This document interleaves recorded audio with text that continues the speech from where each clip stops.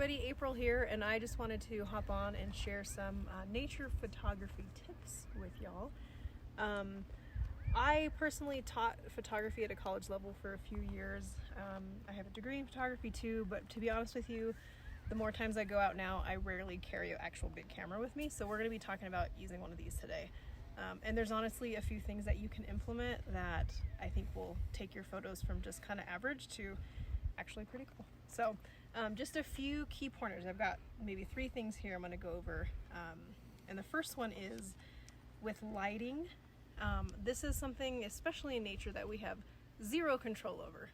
So if you have the choice, you'll definitely, for the most part, get better lighting earlier in the day or later in the evening.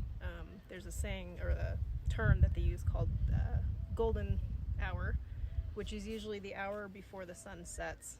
It's also kind of the hour maybe before the sun rises too. It's usually a really pretty time to shoot. So I know we're not all out in the outdoors at those times, but the other thing to consider too is just direct sunlight is really harsh. So if you can maybe use a different angle or something, which we're going to get into this next, and just kind of finding a way to maybe get rid of like harsh rays of light coming, into your photos. So lighting is always key. Lighting is key with anything in photography. So lighting.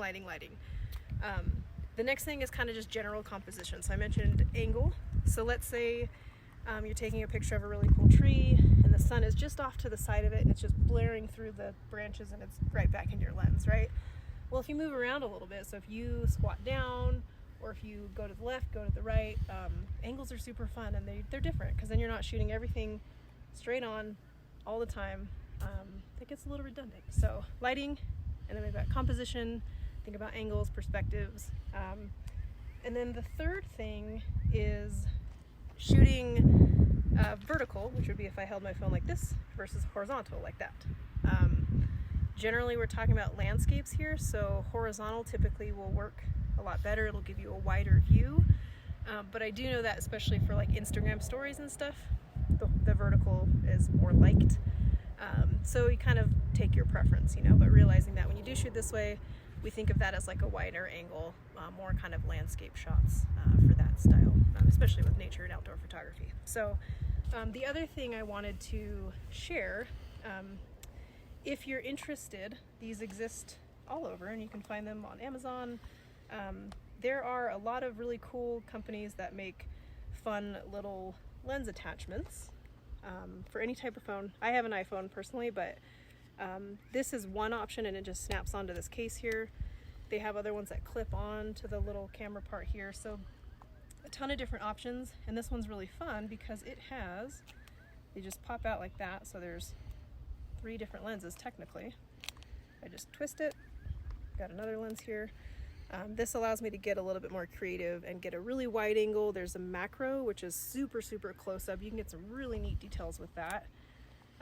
So that's really fun. And these can run anywhere from like $20 to, probably $100 if you want to go crazy. But a lot of fun and totally worth it if you're into photography. So I would recommend looking into something like that possibly.